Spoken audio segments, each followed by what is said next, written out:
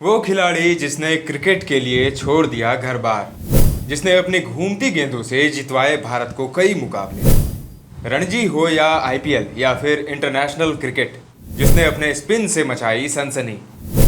खराब फॉर्म नहीं, खराब किस्मत के चलते खत्म हो गया करियर। क्रिकेट बड़ा अजीब खेल है दोस्तों, और भारत में तो ये धर्म की तरह है। एक बड़ा तबका है जो क्रिकेट को दिलो जान से चाहता है।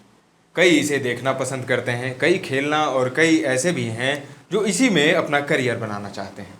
लेकिन भारत जैसे देश में जहां आबादी इतनी है, आपको क्रिकेट में करियर बनाने के लिए अति विशिष्ट होना होगा। ऐसे ही करोड़ों में चुनकर आते हैं वो 11 खिलाड़ी जो पूरी दुनिया में भारत का प्रतिनिधित्व करते हैं, और भारत ने कई अति विशिष्ट खिलाड़ी दिए भी हैं। इनमें से कईयों ने तो अपनी प्रतिभा से न सिर्फ देश का मान बढ़ाया है, बल्कि अपने खेल से पूरी दुनिया का दिल भी जीता है। लेकिन कुछ ऐसे भी खिलाड़ी हुए हैं जिनके नसीब में बस सब्र और इंतजार ही लिखा था। मुश्किल में फंसे इंसान को ढांढस देना आसान है, उन्हें ये कहना कि सब्र रखो, सब ठीक होगा। लेकिन जब हर तरफ से निराशा और सिर्फ निराशा ही हाथ लगती है, तो इंसान का सब्र जवाब दे देता है।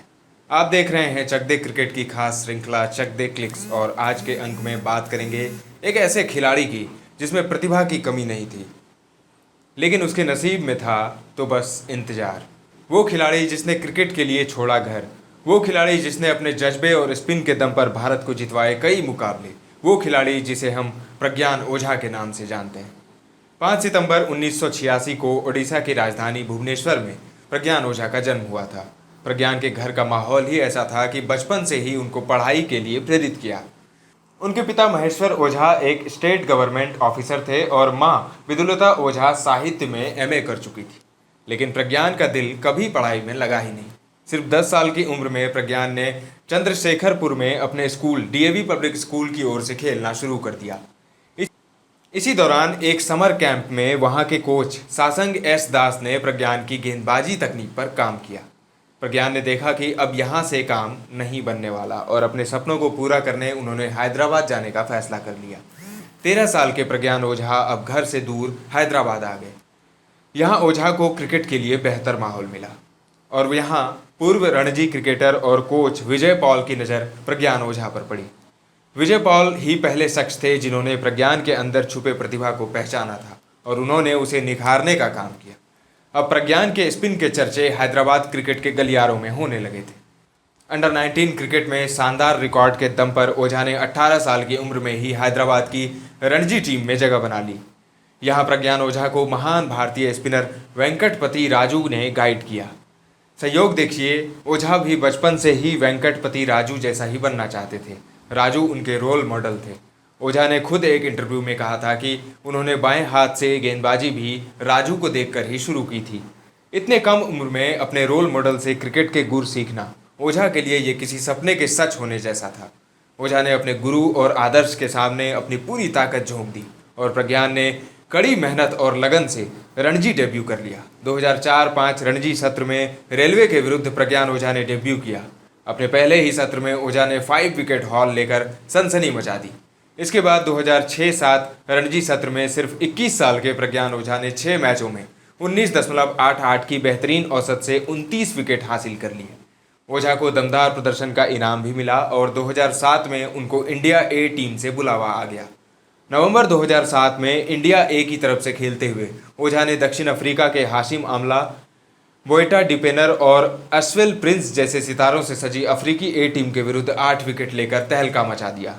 अब लग रहा था प्रज्ञान ओझा को भारत की मुख्य टीम से डेब्यू करने का मौका मिल जाएगा। 2007 के अंत में पाकिस्तान या ऑस्ट्रेलिया के खिलाफ ओझा का इंटरनेशनल डेब्यू तय लग रहा था, लेकिन विधाता को कुछ और ही मंजूर था। वो इंटरनेशनल डेब्यू से पहले प्रज्ञान को आईपीएल की भट्टी में तपाने का मन बना चुके थे। 2008 आईपीएल में हैदराबाद के लिए खेलते हुए ओझा ने कमाल का प्रदर्शन किया। उन्होंने 13 मैचों में 11 विकेट लेकर इंटरनेशनल लेवल पर अपनी प्रतिभा का लोहा मनवाया। फिर क्या था, चयनकर्ताओं ने बिना देरी किए ओझा को भारतीय टीम में चुन लिया, और एशिया कप में बांग्लादेश के खिलाफ वनडे मैच में ओझा ने अपना इंटरनेशनल डेब्यू किया।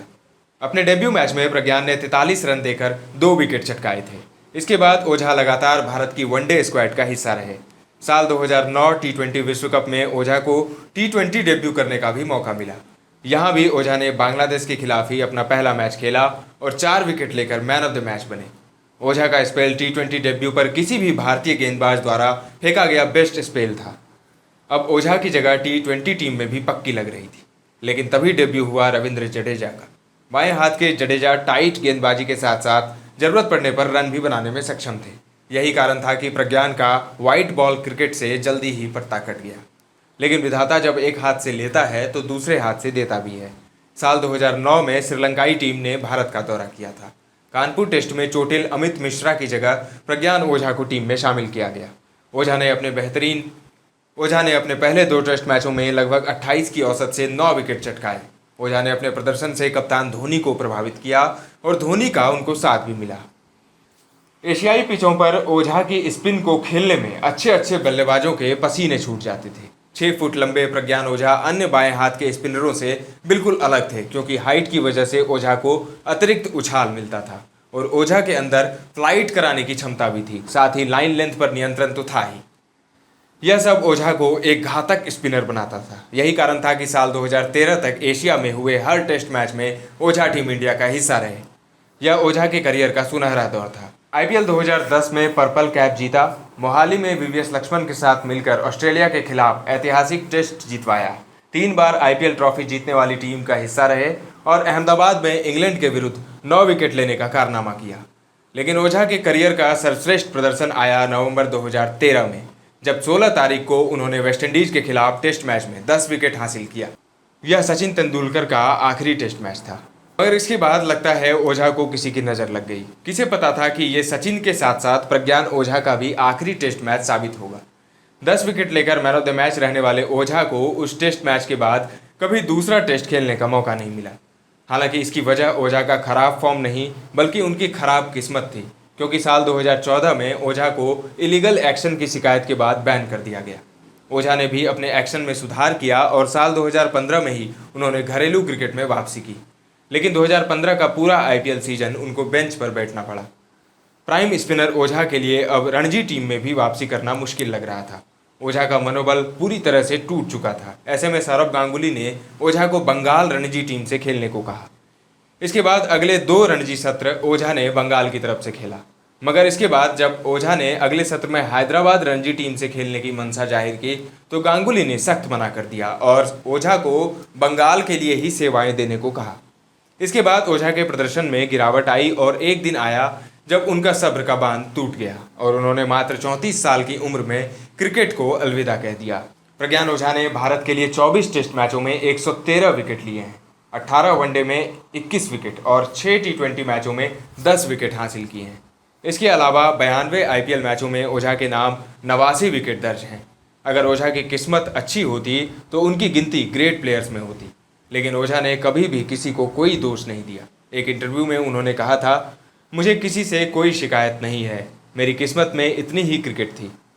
प्रज्ञान ओझा के निजी जीवन की बात करें तो 16 मई 2010 को उन्होंने कराबी बरल से शादी की। कराबी के माता पिता दोनों हैदराबाद की एक यूनिवर्सिटी में प्रोफेसर हैं। कराबी खुद माइक्रोबायोलॉजी से पोस्ट ग्रेजुएट हैं। दोनों को एक बेटा है जिसका जन्म 7 सितंबर 2019 को हुआ था। इस वक्त प्रज्ञान ओझा क्रिकेट विश्लेषक के रूप में काम कर रहे हैं। चक दे क्रिकेट की पूरी टीम प्रज्ञान ओझा के उज्जवल भविष्य की कामना करता है। जाते जाते दोस्तों आपके लिए एक सवाल छोड़कर जा रहा हूं। आपको क्या लगता है आखिर क्यों प्रज्ञान ओझा जैसे बेहतरीन स्पिन गेंदबाज का करियर ज़्यादा लंबे समय तक नहीं चल पाया? कमेंट में हमें बताएं। क्रिकेट से जुड़ी ऐसे ही इंटरेस्टिंग वीडियोज़ और स्टोरीज के लिए फॉलो करिए हमारा पेज चक दे क्रिकेट। धन्यवाद।